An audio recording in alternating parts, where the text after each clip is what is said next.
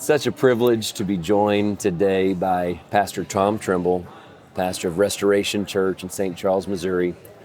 The reason that we're here is to talk about an exciting new project, a book, Coffee with Anthony, Life Lessons from Anthony Trimble. It is based on the life of your son, Anthony. 10 incredible life lessons written by his family. His siblings wrote a couple of chapters.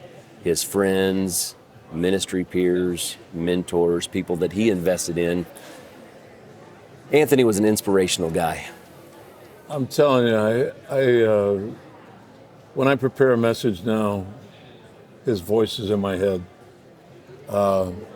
Just the last week, he was good at one bottom line. You know, he always stressed that. And I'd send them to him. Make this a better bottom line for me, you know. He'd text it back to me even when he was sick. And so he still inspires me. Something he always said to me was also, I don't know, I'm sure he picked this up from books he read. He was constantly reading. But he said, don't say no for somebody. I mean, seriously, even after he passed away, that helped me find help around me within the church, because I would not say no for them. I would just ask, and people amazingly said yes. And so it still inspires me all the time.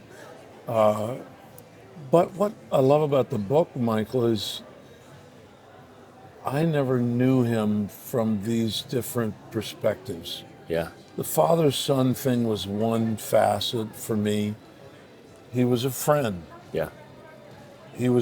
We dreamed together. We planned together. We prayed together. We worked together.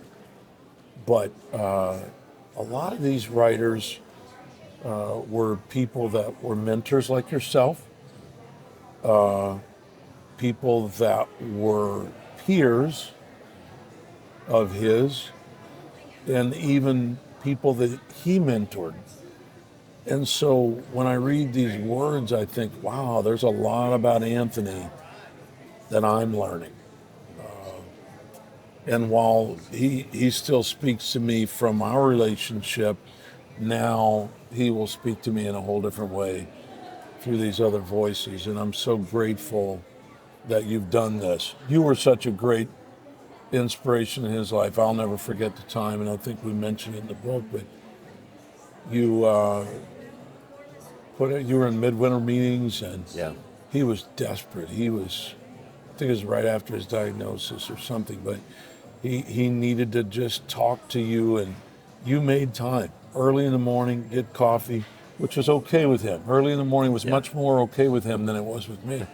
But you made the time and poured into him, and I'm so grateful to everyone involved in the book for everything they poured into Anthony. So thank you. His life was so inspirational, and relationships were so important to him, and that really comes through in this book. Not only was his life it's an inspiration for the material in this book, but even the book itself, he inspired. He told me he was going to write a book, Coffee with Michael, to talk about the relationships that were so important to him, the people that were there for him in life and in ministry, and certainly through his sickness. He wanted to give honor to those individuals, even apologized to me just a week or so before he passed that he hadn't written the book. And I told him and made a pledge to him, Anthony, I'm going to write a book, and it's going to be titled Coffee with Anthony. And that's the inspiration for this material, and the family and the friends that came together to really reveal some of those aspects of his life that he lived every day that continue to inspire all of us. And I know that so many are going to be inspired by this book. Lives will be changed because of it. And I'm so thankful for the support that you and Debbie and Lysandra have given to us to be able to make this project a reality. We're thankful for that, for the opportunity to be able to share more of Anthony's life with the world? Well, I was going to say, when you're talking about him investing and inspiring others, it's one thing that bugged me about Anthony, and it was a good trait, but I never got to go eat with him on Sunday. I would always say, Anthony, let's go out, you and Lasana, let's go eat. He would, seriously, every time. No, I'm taking out this young couple. I'm working with them. They need some encouragement. I'm taking out this young man who's been going through some things every time. Wow. I don't remember 2-3 Sundays Amazing. we go eat together. Always pouring in other people, and I thank God for that. I don't feel bad about that, but I miss that. And to this day, Lasandra still does. I'm like, you want to go with us, Lasandra? I'm going with so and so. She needs some encouragement. I'm like, this doesn't stop, and it doesn't. This the thing I love about Anthony's life is that it keeps on going. It keeps on inspiring other people.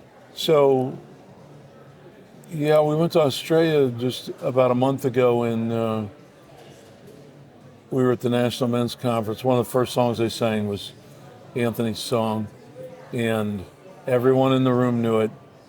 And I thought, I'm as far away from St. Louis as I can get without coming back. Yeah.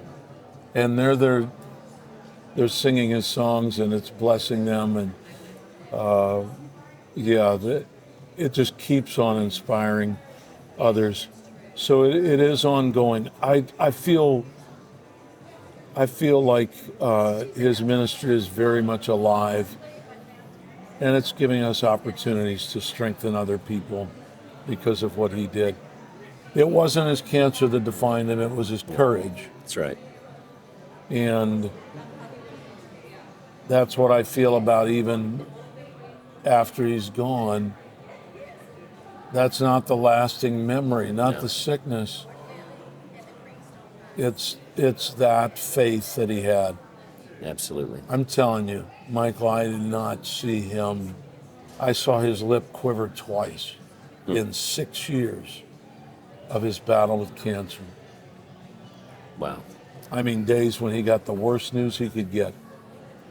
But the courage Yeah. and the faith, just all the way through.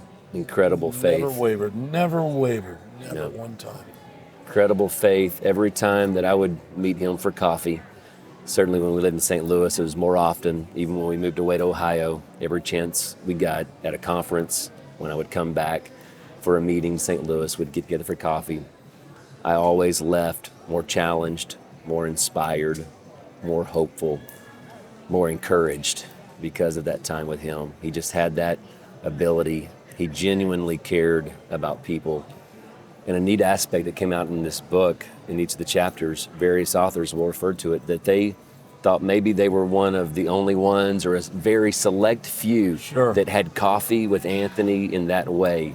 Yeah. And then to come to find out that there were many that he was investing in, or those peer relationships or mentors in his life, that he was seeking those voices, and he made time for people. He made time for those important relationships. And you can't fake it. No. You can't fake it. It's real. The authenticity of his love for people. So you can't fake that. And he was very real in all those relationships. And I feel I miss him intensely. The dreaming together. He was my friend as well as my son.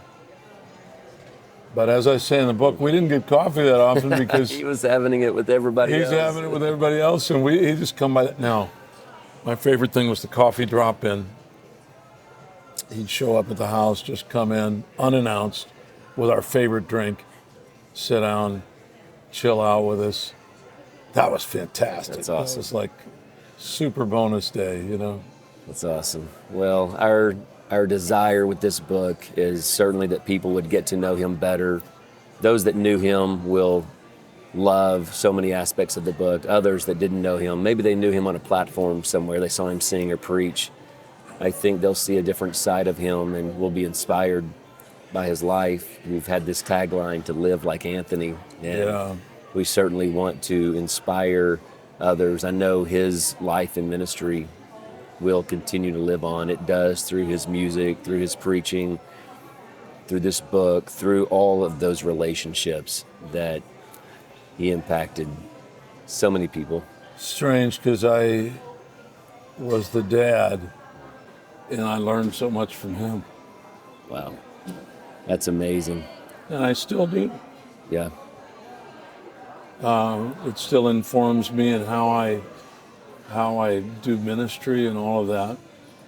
I think one aspect of this book that's really important to me, and it is the ongoing legacy of Anthony and Lysandra, their boys, Kingston, Davis, and Graham, your grandsons, and all of the proceeds from this book will go toward missions and ministry. And initially, it's going to be a college fund for those boys, and just a way for all of us to invest in their future, and really a way that Anthony ultimately will be investing in their future and their lives. And I'm excited about that. I believe that it is a worthy investment, and the book itself will be a gift to those boys. It's dedicated to them, and as they grow up, I know that they're going to be inquiring about their father, and this book will be one of those ways that they'll get to know him a little bit better. Yeah, it's true. Whenever we're around him, we talk about Dad. Yep, we sure do.